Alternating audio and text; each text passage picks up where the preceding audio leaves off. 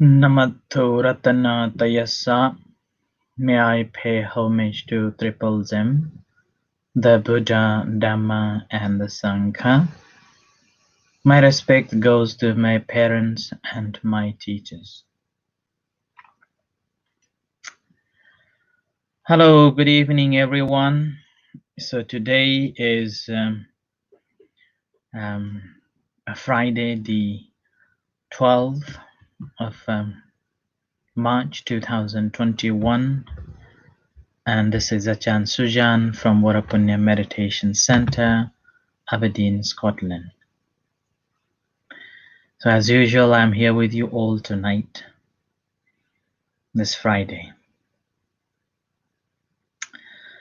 I hope that you're all keeping well and having a good time.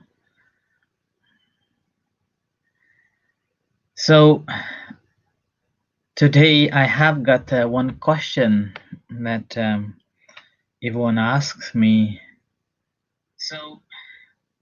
Yvonne asked me yesterday. Good evening, David. Good evening, Margaret. Good evening, Emma, and everyone.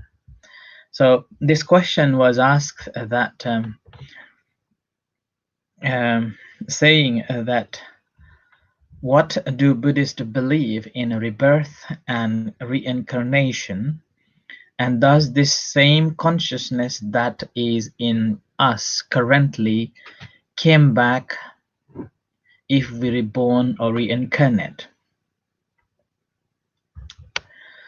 So this is a very important question, and this question I think I have referred a couple of times as well.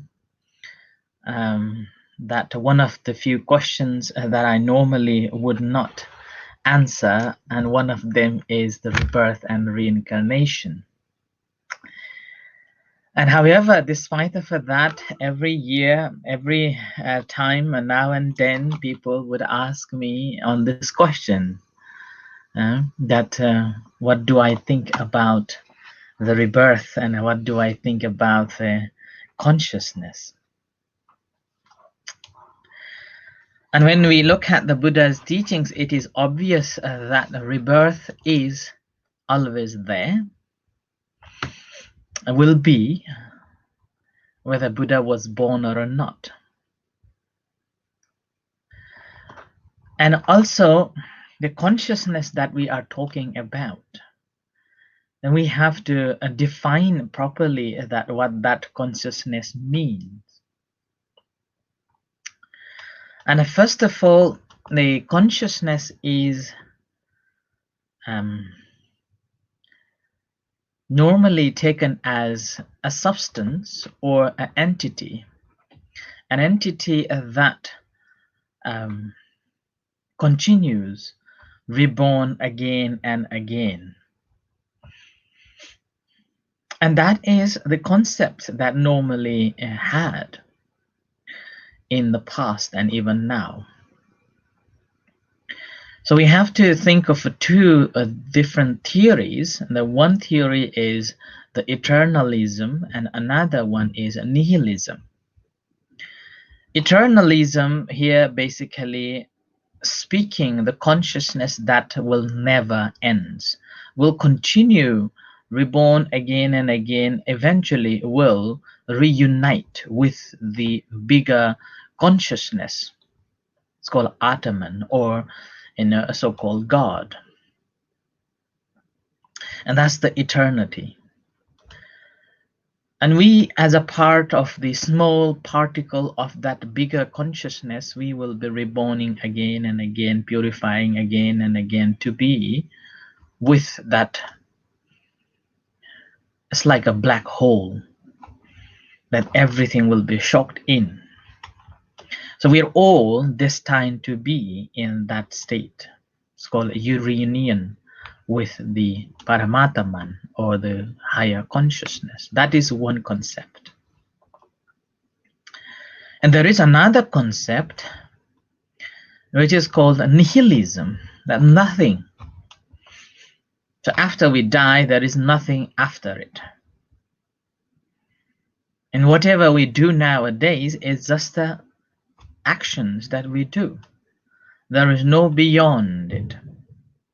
There is no good and there is no bad. It just ends when we die. And this is another form also known, and this kind of a thought is also known as a Charavaka theory, or the materialistic view. So when we look at these two theories, there is no and there is a yes. And whereas the Buddha is talking that it is not about nihilism, it is not about the eternalism. It is about the reality that things jointly or in connection with or interdepending with something else will arise. And so the consciousness itself is also condition aroused. Condition aroused. And this condition is again not by somebody has given, but we have created by ourselves. It's called a sankhara. And how do we get this sankhara from? And that sankhara is we are having this connection with the six senses, or five, particular the five senses that comes to contact. So we gain knowledge, we gain understanding through our five senses. And based on that five senses, we accumulate so many informations. And based on that accumulated information, we further form something else or will to do something else, whether it is good or whether it is bad. So based on that action, the consciousness continues. So consciousness arises and forms every time when things takes place. And there, the first thing is, suppose there is I consciousness. There are six consciousness which comes as an active entity. Number one is I consciousness. In order to arise this I consciousness, first of all, we have to have an I. Second, we have to have an object. And then the third, we have to have a contact between I and I object. When this I and I object comes together in contact, at that moment, the friction arises, like the two items when you push against, so it generates the noise, or it's like a match. The matches making a fire. Two things, you rub it, and then a fire will generate. So that is known as I consciousness. So that's how the one consciousness arises. Similar with the air, similar with our ears, our nose, our tongue, our body, and our mind. And that's how each and every moment we are kind of giving nutrition to continue this consciousness to arise and continue in that way. So when this consciousness continues, where does it go? Where does it go? So it has to have an existence. And this existence, according to the Buddhist philosophy or Buddha's teachings, there are three different realms or existence. One is called the a sense sphere existence, or kama loka. Another one is a form sphere existence, and the third one is a formless sphere of existence. And now, how one will reborn in those existence? And in order to reborn in those existence, so one has to have clinging. Yeah? So one has to have a clinging to be. Yeah. So there is a when we have a clinging arises at that moment, then there is existence. And similar way, now if there is no clinging, then our consciousness will not reborn in any these three forms at all, because there is no clinging. Yeah. So the action that we have performed, which came through our senses, and then we have put our effort, we put our intention to create something else, something out of it, then that once a moment, the very moment when we have a clinging on it, then we will be reborning in one of these three existence. Now here, when we talk about the three existence, doesn't mean that only three. It is just a big picture of a three existence. And within one existence, there will be many layers of it. I normally look at it as a country. So like in a sphere, a sense sphere existence is like a one big country, and in that big country there are so many different cities and provinces and villages. So similar way, we will be reborning in those states. Now, in order to reborn in those states, the first thing is we cling that may I be reborn. And the second, and that's because of the ignorance that we do not understand, and feathered by the craving, karma as the a field. So the action that we have performed as a field, and this consciousness as the seed, then our craving that clings is a moisture, we will be furthering reborn in the sense sphere.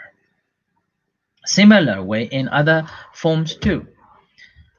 Similar way, we will be reborning in every existence through this way. Number one is ignorance, not knowing things as they truly are. And the second is a craving. Third is the karma as the field where we cultivate. And then the consciousness as the seed that we plant. And then that's how it grows. And now the question is that when our consciousness reborn in different realms, is there possibility that they will communicate with us, with the people, or with the human beings, those who are still alive? And there is a possibility. Okay, there is a possibility. And we have seen plenty of stories, and we have heard plenty of stories, and also from the scripture, Buddhist scripture, we can read that so many stories that related to the communication with the another existence. And now, a person who passed away in this, suppose in this life, based on whatever karma or the action that one has performed throughout the time, they will be going to the reborn in other existence. As I said, that there are three existence: the sense spare existence, form existence, form spare existence, and formless spare existence. In these three existence, we will be reborning. We call we here means the beings will be reborn in those existence based on the action that one have performed in his life or in her life. The theory is that at the near-death experience, what happens is that a person will be thinking of every action that he has done. Doesn't matter what it is. And the second, he will be thinking about the means of those actions. And a third, after understanding those means of that action, will be seeing the destination. And that destination is called Patisandhi Vijnana, rebirth linking consciousness. That is called rebirth linking consciousness, which is taking our actions with it, our ignorance of with it, and then taking the rebirth. It's called a Chuti Chitta, and that's taking the rebirth in other realms. And here, other realms means there are 31 planes of existence, and we could reborn in any of it from based on our karma and a purity of our mind. And obviously, once we are born there, there are certain existence that they can communicate with us, and certain existence they can't, like the stories of the celestial beings contacting with the Buddha, communicating with the Buddha, discussion with the Buddha. And similar way, there was a temptation from the celestial beings to give up the monkhood during the time of the Buddha, like that. And meanwhile, even these days, those who are well developed in their practice, they could communicate with the other beings, so-called invisible beings, the ghosts, the whatever invisible beings, even the celestial beings. And it is quite possible. And this quality of communication with those beings, that those reborn in those realms, now it is based on someone who had developed their senses. And there are two ways of looking at it. One, naturally someone can recollect and reconnect or connect with someone who passed away. And the second, you can develop by practice of a meditation. As you develop your practice of a meditation, gradually when you gain concentration, and further on, if you continue practicing on that, there is a possibility of developing this quality called supernormal powers. It's called abhinya, where you could communicate with them. And there are many monks, senior our masters, master monks. They have communicated there with the other beings, those who passed away. Now, let me give you an example. One particular monk that Lumpur Sot, whose picture you may have seen on the background whenever teaching a meditation, guided meditation. Whenever somebody passed away, and there will be a Buddhist ceremony called Abhidhamma chanting.